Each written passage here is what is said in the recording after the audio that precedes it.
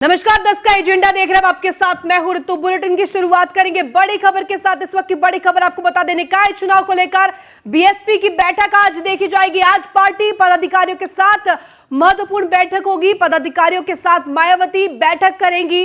सभी जिलों के बीएसपी जिलाध्यक्ष इसमें मौजूद रहेंगे। और आपको बता दें कि निकाय चुनाव की तैयारियों की समीक्षा आज मायावती करती हुई दिखाई देंगी। आज सुबह 11 बजे बसपा सुप्रीमो मायावती बैठक करेंगी और बीएसपी कार्यालय में यह बैठक होगी। तमाम पदाधिकारी और बड़े नेता इसमें मौजूद रहेंगे। दिग्गज पदाधिकारियों के साथ आज ये महत्वपूर्ण बैठक निकाय चुनाव के मद्देनजर महत्वपूर्ण, क्योंकि आज पार्टी पदाधिकारियों के साथ बैठक करेंगी मायावती। बसपा सुप्रीमो सभी जिलों के बीएसपी जिलाध्यक्ष इसमें मौजूद रहेंगे। और ये संभावना जताई जा रही है कि कथित तौर पर संभावना ये है कि पार्टी में उम्मीदवारी पर सबसे बड़ा मंथन होगा, विमर्श किया जाएगा। पार्टी इस बात पर चर्चा करेगी उम्मीदवारी किसको किसको देनी है, कौन कौन बसपा की तरफ से उम्मीदवार होंगे आगामी निकाय चुनाव में, क्योंकि सभी राजनीतिक दल अब तैयारियों में जुट गए हैं। उसी क्रम में बसपा की भी ये तैयारी है। निकाय चुनाव को लेकर बसपा की ये महत्वपूर्ण बैठक, आज पार्टी पदाधिकारियों के साथ मायावती की बैठक होगी। सभी जिलों के बीएसपी जिलाध्यक्ष भी इसमें मौजूद रहेंगे।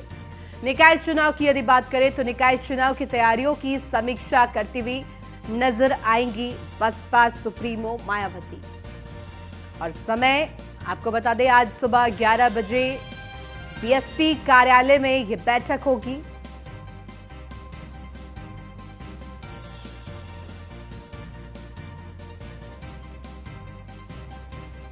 बसपा सुप्रीमो मायावती आज पार्टी के पदाधिकारियों के साथ, जिलाध्यक्षों के साथ यह महत्वपूर्ण बैठक करेंगी।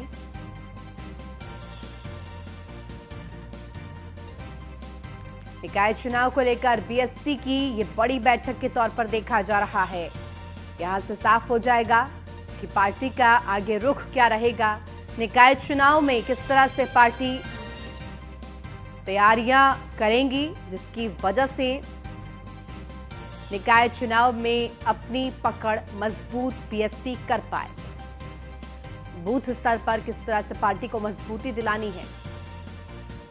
और ज्यादा जानकारी के साथ संवाददाता स्कंदता मिश्रा हमारे साथ जुड़ गए। स्कंदता, क्या जानकारी? जिस तरह से देखिए निकाय चुनाव को लेकर बीएसपी भी अब एक्टिव मोड में नजर आ रही है, आज बैठक होने वाली है, क्या कुछ जानकारी आपके पास?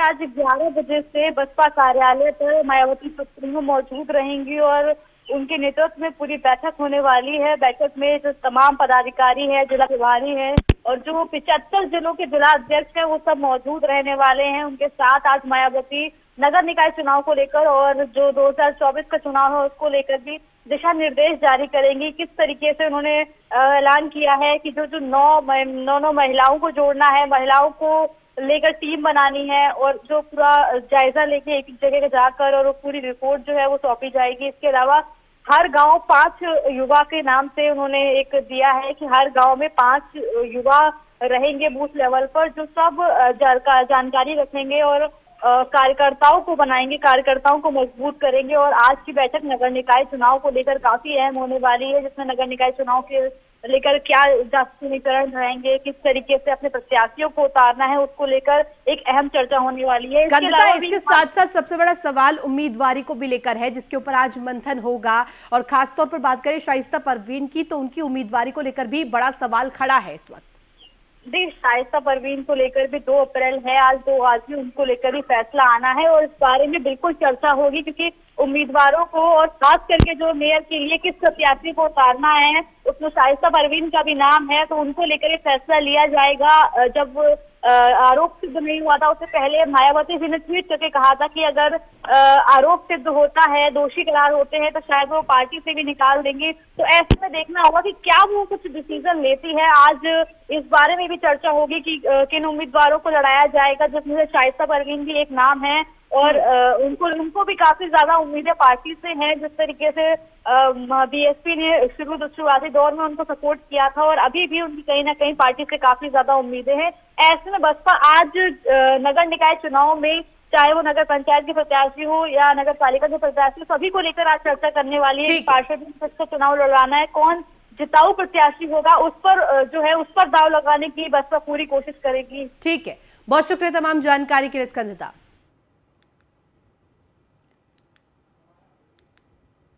और बड़ी खबर आपको बता दें, डिप्टी सीएम केशव प्रसाद मौर्य का दौरा आज आगरा, मेरठ और दिल्ली दौरे पर रहेंगे केपी मौर्य। आपको बता दें विभिन्न कार्यक्रमों में शामिल होंगे केपी मौर्य और इसके साथ साथ आपको बता दें आगरा मेरठ में पदाधिकारियों के साथ बैठक भी करेंगे। और महत्वपूर्ण इसलिए भी क्योंकि आगामी निकाय चुनाव को लेकर सरगर्मियां इस वक्त गर्म है और इन दौरों से कई मायने निकाले जा रहे हैं। डिप्टी सीएम मेरठ के बाद दिल्ली रवाना होंगे और डिप्टी सीएम केशव प्रसाद मौर्य की तमाम कार्यक्रम प्रस्तावित, जिसके बाद दिल्ली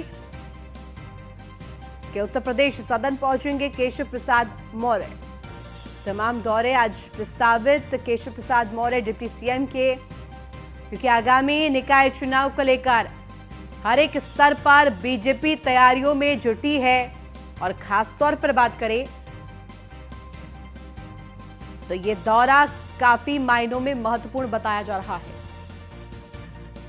और ज्यादा जानकारी के साथ संवाददाता कृष्णा त्यागी हमारे साथ लाइव जुड़ गए। कृष्णा, क्या जानकारी, कब तक आगरा पहुंचेंगे डिप्टी सीएम केशव प्रसाद मौर्य और क्या कुछ आज कार्यक्रम आगरा में उनके? बता दूं, आज डिप्टी सीएम केशव प्रसाद मौर्य का आज आगमन है। 11 बजे खेरिया एयरपोर्ट पर पहुंचेंगे और 11:05 में नगर निगम के सदन कक्ष में पहुंचेंगे डिप्टी सीएम केशव प्रसाद मौर्य। उसके बाद 11:20 में उनके बीडीओ और ब्लॉक प्रमुख के साथ बैठक रहेगी और 11:30 बजे के समथिंग उनकी प्रेस वार्ता का आयोजन किया जाएगा। उसके अलावा 12:30 बजे सर्किट हाउस में उनके जो ब्लॉक प्रमुख हैं और उनके संबंधित कार्यकर्ता और पदाधिकारियों के साथ बैठक रहेगी और करीब 1 बजे यहाँ से खेरिया एयरपोर्ट के लिए रवाना होंगे और उसके बाद उनका मेरठ में आयोजन है। लगातार जिस प्रकार निकाय चुनाव नजदीक आता जा रहा है, पूरी बीजेपी ने अपनी पूरी कवायद शुरू कर दी है। कोई कसर नहीं छोड़ना चाहते हैं और बीजेपी की ये खासियत रही है कि चुनाव कोई सा भी हो, छोटा बड़ा या कैसा भी, उसमें पूरी ताकत के साथ, पूरे मंथन के साथ, पूरी रणनीति के साथ तैयारी की जाती है, जिससे कोई कसर ना हो, जिसके चलते लगातार निकाय चुनाव आ रहा है कि जब निकाय चुनाव की सरगर्मियां तेज है तो दोनों ही डिप्टी सीएम एक्टिव मोड में नजर आ रहे हैं। आज आगरा में भी कई बैठकें होंगी, उससे जुड़ी क्या जानकारी है आपके पास? बिल्कुल बताया जा रहा है, आज जो बैठक होगी उसमें कई निकाय चुनाव को लेकर मंथन होगा, किस प्रकार रणनीति होनी है, किस प्रकार के लोगों को यहाँ पर कैसे आगे रणनीति तैयार होगी, क्योंकि निकाय चुनाव पर ही आगे 2024 का चुनाव तय किया जाएगा, क्योंकि ये बिल्कुल सेमीफाइनल का बिल्कुल चुनाव माना जा रहा है। इस चुनाव को लेकर 2024 की लेकर भी भूमिका तैयार की जाएगी। तो बीजेपी कोई भी कसर नहीं छोड़ना चाहती है कि निकाय चुनाव का पूरा इस तरह से चुनाव हो कि बिल्कुल यहाँ पर विपक्षी को किस तरह से मात देनी है, किस तरह से लोगों को यहाँ पर चुनाव लड़ाना है, किस प्रकार के लोग यहाँ पर, काफी चीजों पर मंथन देखा जाएगा यहाँ पर। कृष्णा, और अभी तक क्या कुछ अपडेट आ पाया है, कब तक पहुंचेंगे आगरा? बताया जा रहा है अभी जैसे समय 10 बजे है, करीबन 11 बजे 1 घंटे बाद यहाँ पर डिप्टी सीएम केशव प्रसाद मौर्य आगरा में होंगे और करीब 2 घंटे का कार्यक्रम है यहाँ पर। उसके बाद मेरठ है, उसके बाद यहाँ से दिल्ली, मेरठ से दिल्ली का लगातार जिस प्रकार से लगातार एक के बाद एक कार्यक्रम हो रहे हैं, तो बिल्कुल बीजेपी लगातार एक्टिव मोड में नजर आ रही है। निकाय चुनाव की पूरी तैयारी को लेकर पूरी बीजेपी ने पूरी कवायद शुरू कर दी है। ठीक है, बहुत शुक्रिया तमाम जानकारी के लिए कृष्णा। और बड़ी खबर आपको आगरा से बता दें, गैंगस्टर चेतन जादौन पर प्रशासन की बड़ी कार्रवाई देखने को मिली है। रामाजी धाम सिकंदरा में संपत्ति कुर्की की गई है और आपको बता दें गैंगस्टर एक्ट के तहत संपत्ति कुर्क की गई है। करीब 9 करोड़ से अधिक बताई जा रही है कीमत इस संपत्ति की और डीसीपी सिटी विकास कुमार के निर्देशन में यह बड़ी कार्रवाई हुई है। तो ये कुर्की की कार्रवाई की गई है। गैंगस्टर एक्ट के तहत ये कार्रवाई हुई है। संपत्ति कुर्क की गई है और करीब आपको बता दें संपत्ति की राशि 9 करोड़ से अधिक की बताई जा रही है। और ज्यादा जानकारी के साथ संवाददाता कृष्णा त्यागी हमारे साथ जुड़े हैं। कृष्णा, क्या जानकारी? जिस तरह से गैंगस्टर चेतन जादौन पर प्रशासन की बड़ी कार्रवाई देखने को मिली है, संपत्ति कुर्क की गई है, क्या कुछ ज्यादा अपडेट्स आपके पास? देखो, आपको मैं बता दूं, जिस प्रकार योगी सरकार में लगातार एक के बाद एक कार्रवाई देखने को मिल रही है, तो निश्चित तौर से मंशा साफ करती है कि जिस तरह से गैंगस्टर की कार्रवाई हो रही है और लगातार एक के बाद अब चेतन जादौन की यहाँ कार्रवाई हुई है। 9 करोड़ रुपए की संपत्ति जब्त हुई है। इससे पहले भी आगा में तमाम ऐसे जो अभियुक्त थे उनकी कुर्की संपत्ति हुई है। तो लगातार जिस प्रकार सरकार एक्टिव मोड में आ रही है, कानून व्यवस्था को सही करने का प्रयास किया जा रहा है, उससे लोगों में भय व्याप्त हुआ है। लोग अब अपने आप को सुरक्षित महसूस कर रहे हैं और सरकार की जमकर तारीफ करते हुए दिखाई दे रहे हैं। बिल्कुल कृष्णा, और ऐसे में लगातार ये देखा जा रहा है कि आरोपियों की संपत्ति कुर्क की जा रही है। क्या संदेश देने की तैयारी है योगी सरकार की? बिल्कुल, जिस तरह से एक के बाद एक कार्रवाई हुई है, चेतन जादौन की 9 करोड़ की संपत्ति कुर्क हुई, तो निश्चित तौर से मंशा साफ करती है कि कोई भी अभियुक्त जो जिस तरह से गलत गतिविधियों में है या गलत तरीके से उन्होंने संपत्ति अर्जित की है, उस पर बड़ी कार्रवाई की जा रही है। और इस तरह के लोगों को भी चिन्हित किया जा रहा है कि और कितने लोग हैं जिस तरह से इन पर कार्रवाई की जा सकती है, जिससे बिल्कुल लोगों में इस तरह के लोगों में भय भी व्याप्त होता जा रहा है जिन्होंने इस तरह की संपत्तियां अर्जित की। तो जो और आगरा में की बात करें तो आगरा में तमाम ऐसे लोगों पे बड़ी कार्रवाई देखने को मिली है और लगातार ऐसे लोगों को भी चिन्हित करने का काम किया जा रहा है। जी ठीक है, बहुत शुक्रिया तमाम जानकारी के लिए कृष्णा। बड़ी खबर आपको बता दें, कानपुर में नहीं थम रहे आग के मामले। ट्रेलर और ट्रक में आमने सामने भिड़ंत हुई है। दोनों गाड़ियों में भीषण आग लगी और आपको बता दें बर्रा नेशनल हाईवे पर यह घटना हुई है। ट्रेलर और ट्रक में आमने सामने भिड़ंत हुई, जिसके बाद भीषण आग दोनों गाड़ियों में लगी। और आपको बता दें यह हादसा बर्रा नेशनल हाईवे पर हुई है। कानपुर में लगातार आग लगने के मामले सामने आ रहे हैं, लगातार अग्निकांड सामने आ रहे हैं। कानपुर में आग के मामले थम नहीं रहे हैं और ताजा मामला ट्रेलर और ट्रक में आमने सामने भिड़ंत का, जिसके बाद दोनों गाड़ियों में भीषण आग लग गई। और आपको बता दें कि बर्रा नेशनल हाईवे पर यह घटना हुई है। कानपुर में लगातार कई मामले सामने आए हैं। आग के मामले लगातार बढ़ते ही जा रहे हैं, थमने का नाम नहीं ले रहे। कानपुर में आग के मामले, ट्रेलर और ट्रक में आमने सामने भिड़ंत हुई, जिसके बाद दोनों ही गाड़ियों में भीषण आग लग गई। और आपको बता दें कि बर्रा नेशनल हाईवे पर यह घटना हुई है। कभी शॉर्ट सर्किट तो कभी छुटपुट अप्रिय घटनाओं की वजह से आग के मामले सामने आते हैं। और ये ताजा मामला जहां ट्रेलर और ट्रक में भिड़ंत हुई और भिड़ंत के बाद दोनों ही गाड़ियों में भीषण आग लग गई।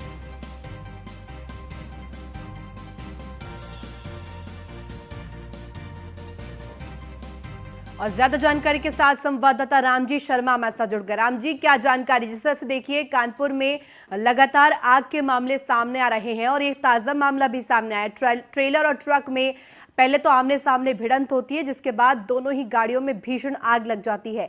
क्या जानकारी, क्या रेस्क्यू ऑपरेशन चलाया गया? जी बिल्कुल, मैं आपको बता दूं, ये ताजा मामला बर्रा थाना क्षेत्र का जो हाईवे है, जो बर्रा हाईवे है, जहां पर एक ट्रेलर और एक ट्रक जो आमने सामने आ रहे थे और अनियंत्रित होकर दोनों ही गाड़ियां आपस में भिड़ जाती हैं। और भिड़ने के बाद उसमें एक आग लग जाती है। आग लगने के बाद जो चिंगारी निकलती है उसको देखने के बाद बुझाने का लोग प्रयास करते हैं, लेकिन हवा इतनी तेज थी वो चिंगारी थोड़ी देर में आग का भयंकर रूप ले लिया और दोनों ट्रकों में, ट्रक और ट्रेलर में आग लग गई। आग किसी तरह उस ट्रक और ट्रेलर में बैठे जो उसमें जो ड्राइवर थे या परिचालक थे या अन्य जो भी कर्मचारी उसमें मौजूद थे, सभी उससे कूदकर अपनी जान बचाई और फायर ब्रिगेड को सूचना, दमकल की गाड़ी। कोई हताहत की खबर इसमें राम जी? सवाल रिपीट करें। राम जी, कोई हताहत की खबर इस हादसे में? कि जब ये जो आग लगी, चिंगारी लगने के बाद तो उसमें कर्मचारी और जो परिचालक थे या फिर जो हेल्पर उनके साथ थे, वो सभी ने ट्रक और ट्रेलर कूद कर अपनी जान बचाई है और जो आग पर फिलहाल काबू पा लिया। इसमें किसी के भी हताहत होने की सूचना है, लेकिन लगातार जो इस तरह की घटनाएं हो रही हैं उसको लेकर कहीं ना कहीं जिला प्रशासन और सभी सक्रिय है, क्योंकि एक जो कानपुर पहले ही आग लगी हुई है उसको लेकर के जिला प्रशासन अभी तक आग बुझाने में लगे हुए हैं और एक किया और हादसा हो गई। तो कहीं ना कहीं लगातार इस हादसे से फिलहाल कोई हताहत नहीं हुआ है, लेकिन दोनों ही जो गाड़ियों में आग लगी को बुझा दिया गया है। ठीक है, बहुत शुक्रिया तमाम जानकारी के लिए राम जी। सर गाड़ी वाला सो गया, डिवाइडर तोड़ के उस तरफ मेरी गाड़ी में सर। क्या कोई ज्यादा घायल हुआ है किसको? हाँ, उसके चोट है, बाकी हम लोग। आप कहाँ से कहाँ जा रहे थे, क्या लादे हुए थे गाड़ी में? लादे सर झांसी सुनना। और दूसरी गाड़ी में जो टकराई है उसमें क्या लदा हुआ था? वो लोहे का बंडल है सर। और बड़ी खबर इटावा से आपको बता दें, पुलिस का ऑपरेशन क्लीन लगातार जारी है। पुलिस की मुठभेड़ में 13 बदमाश गिरफ्तार किए गए हैं। मुठभेड़ में एक बदमाश को गोली लगी है और आपको बता दें कि बदमाश को इलाज के लिए भेजा गया है अस्पताल। लगातार मुठभेड़ के मामले सामने आ रहे हैं और ये ताजा मामला इटावा से कब्जे से 2 ट्रक, 1 गाड़ी, 2 तमंचे और जिंदा कारतूस बरामद किए गए हैं। जल जीवन मिशन का लगभग 35 लाख का सामान भी बरामद किया गया है। बड़ी संख्या में, बड़ी राशि, जल जीवन मिशन का लगभग 35 लाख का सामान बरामद किया गया है। थाना भरथना इलाके के बहारपुर गांव का मामला।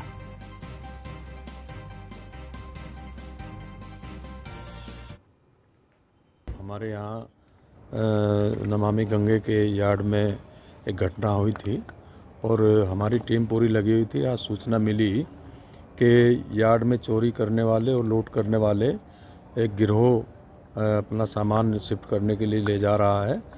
इस पर मलहोसी पुल पर इंस्पेक्टर फ्रेंड्स कॉलोनी लगाए गए और बहारपुरा पुल पर इंस्पेक्टर भरतना और एसओजी प्रभारी अनिल विश्वकर्मा की टीम लगाई गई थी। तो घेरा डालकर इन्हें रोकने की कोशिश की तो आगे बलेरो थी, बलेरो से बदमाशों ने उतरकर फायरिंग की। फायरिंग में जवाब फायरिंग में एक बदमाश घायल हो गया। हमारे यहाँ और ज्यादा जानकारी के साथ संवाददाता रजत हमारे साथ जुड़ गया। रजत, क्या जानकारी? जिस तरह से ऑपरेशन क्लीन चिट लगातार जारी है और उसी क्रम में मुठभेड़ में 13 बदमाश गिरफ्तार किए गए, क्या जानकारी आपके पास, क्या अपडेट? जी मैं बता दूं कि पुलिस के पास एक इनपुट पहुंचा था कि इटावा के भरतना इलाके में बदमाशों की सक्रियता देखी जा रही है।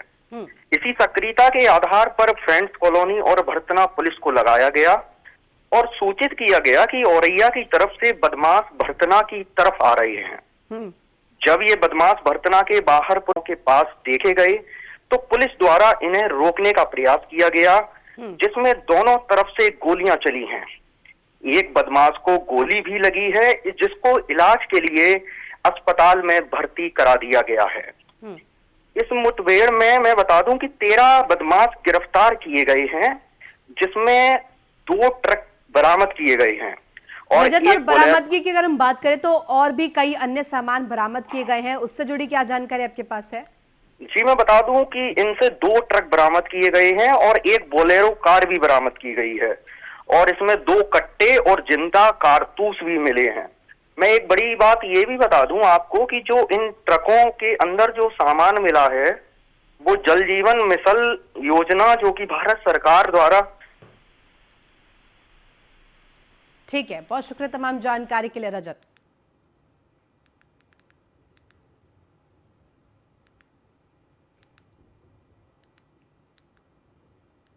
और अब खबर गोंडा से, जहां बदमाशों के हौसले लगातार बुलंद नजर आ रहे हैं। सराफा व्यापारी से लूट के बाद सनसनी मची है। सोना चांदी लेकर फरार हुए बदमाश। बड़ी खबर आपको बता रहे, करनैलगंज हुजूरपुर मार्ग पर यह वारदात हुई है। मामले की जांच में फिलहाल पुलिस जुटी हुई है। जिस तरह से ये बड़ी खबर सामने आई है, सोना चांदी लेकर फरार हुए बदमाश।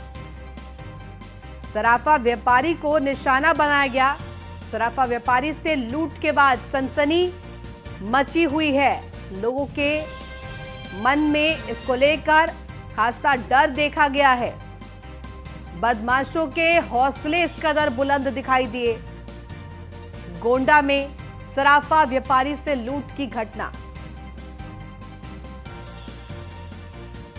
और ज्यादा जानकारी के साथ संवाददाता कादिर अंसारी हमारे साथ जुड़ गए। कादिर, क्या जानकारी? जिस तरह से देखिए सराफा व्यापारी को टारगेट किया गया और उससे लूट की घटना को अंजाम दिया गया, लगातार हौसले बुलंद दिखाई दे रहे हैं बदमाशों के। देखिए, जिस तरीके से लगातार गोंडा में पुलिसिंग की बात की जा रही है और लगातार जिस तरीके से घटनाएं घटित हो रही हैं, पुलिस को सरेआम चुनौती दे रहे हैं बदमाश सराफा व्यापारी से जिस तरीके से लूट की गई है, लूट की पूरी घटना को अंजाम दिया गया है। सराफा व्यापारी की दुकान जो है बहराइच क्षेत्र में पड़ती है। वहां से सराफा व्यापारी जो है एक व्यक्ति से लिफ्ट लेकर लौट रहा था, क्योंकि उसको गाड़ी नहीं मिली थी, इसलिए एक व्यक्ति से उसने लिफ्ट मांगी थी। लिफ्ट मांगने के बाद में वो आ रहा था तो हुजूरपुर मार्ग पर बदमाश जो उसके साथ बाइक सवार था, उसने बाइक रोक दी। उसके बाद से 2 बाइक सवार पीछे से आए और उन लोगों ने उनके ऊपर फायरिंग भी की। हालांकि बदमाशों की फायरिंग से सराफा व्यापारी बाल बाल बचा, लेकिन जिस तरीके से सराफा व्यापारी के ऊपर फायरिंग की गई और लूट की घटना को अंजाम दिया गया, तो कहीं ना कहीं गोंडा में जो बदमाश हैं वो लगातार लूट की घटनाओं को अंजाम दे रहे हैं। और पुलिस इस पूरी घटना पर लगाम लगाने में बिल्कुल अभी तक जिस तरीके से जितनी भी घटनाएं हुई हैं उसका खुलासा बाद में तो हुआ है, लेकिन जिस तरीके से पुलिस को लगातार चुनौती मिल रही है। लेकिन अब ये जो मामला प्रकाश में आया है, आगे क्या संज्ञान पुलिस ने लिया है इस पर? देखिए, इस पूरे मामले पर पुलिस जो है मौके पे जब इसकी सूचना मिली है तो एडिशनल एसपी सहित कोतवाल और ये मौके पर पहुंचे हैं और इसकी पूरी जांच कर रहे हैं, लेकिन अभी तक किसी की गिरफ्तारी की कोई सूचना नहीं है, न ही किसी बदमाश को अभी तक पकड़ा जा सका है। ठीक है, बहुत शुक्रिया तमाम जानकारी के लिए कादिर।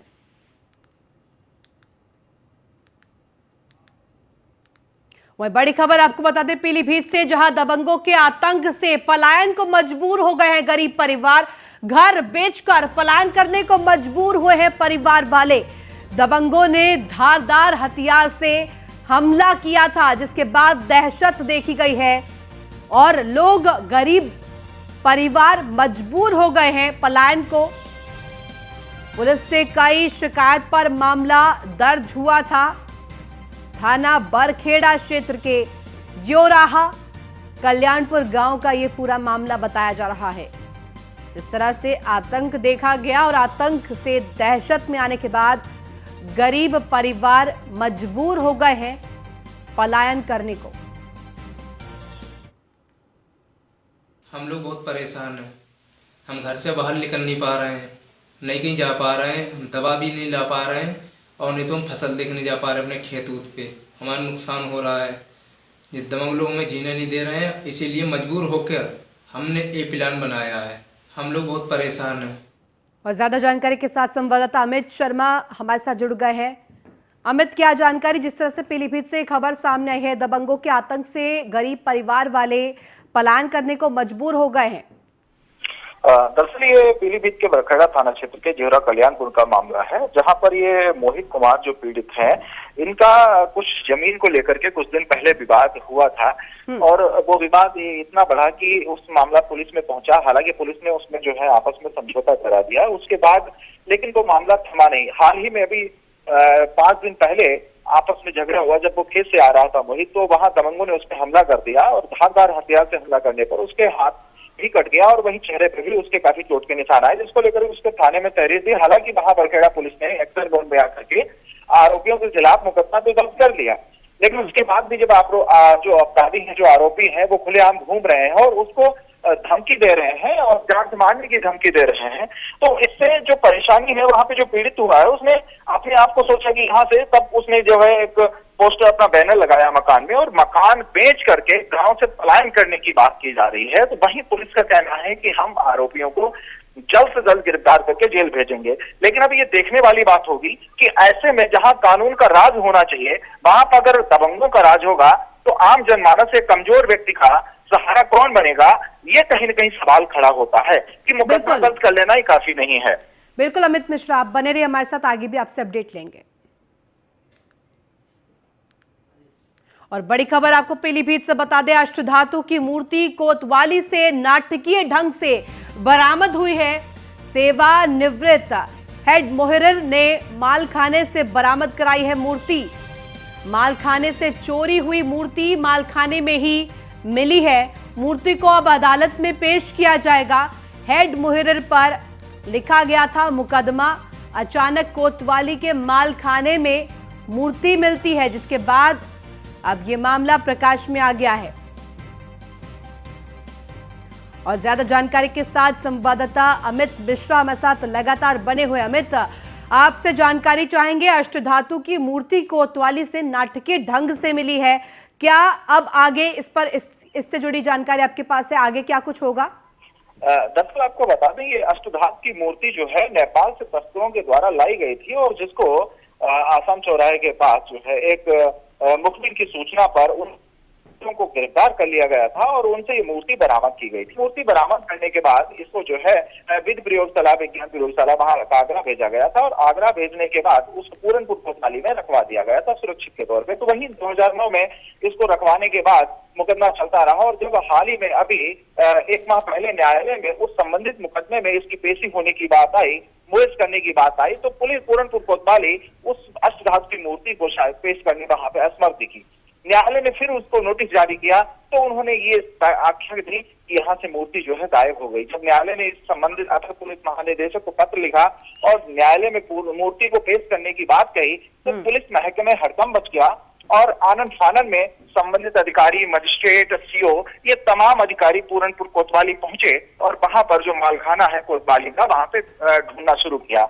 कई बार ढूंढने के बाद भी मूर्ति वहां नहीं मिली, जिसको लेकर के वहां पर जो हेड मुहर्रिर तैनात थे और अन्य उसके बाद जो मालखाने के हेड मुहर्रिर थे उन सब पे मुकदमा लिखा गया। आखिर वो मूर्ति कहाँ गई, ये सवाल बहुत बड़ा खड़ा हो गया था। हालांकि जब उसको बुलाया गया और छानबीन की गई तो ये कहीं न कहीं सवाल खड़ा होता है कि जिस मूर्ति को सभी अधिकारियों ने नेतृत्व में उसको वहीं खंगाला गया उसी मालखाने में और उसी मालखाने में और 7 तारीख उसकी पेशी है 7 अप्रैल की, तो वहीं उसी कोतवाली में मालखाने में वो मूर्ति बरामद हो गई है। तो ये कहीं बहुत शुक्रिया तमाम जानकारी के लिए अमित।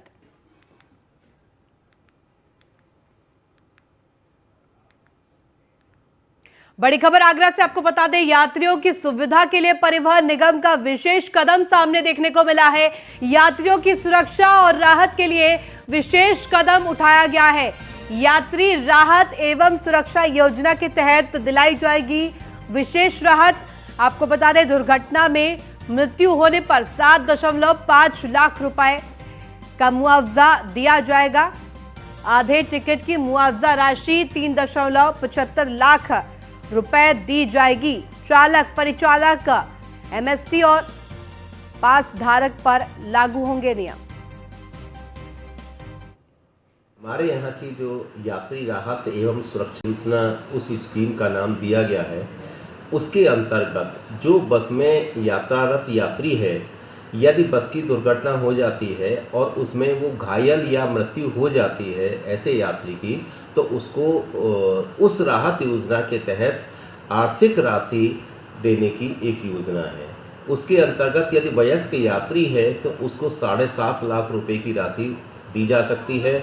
यदि बालक है तो उसको 3,75,000 रुपये की राशि दी जा सकती है। और ऐसा कोई बालक, छोटा बालक है कि जो टिकट नहीं बन सकता है, उसको टिकट से छूट है, तो उसको 1,87,500 रुपये की राशि उसके मृत होने की दशा में दी जा सकती है। इस प्रकार की राहत योजना है।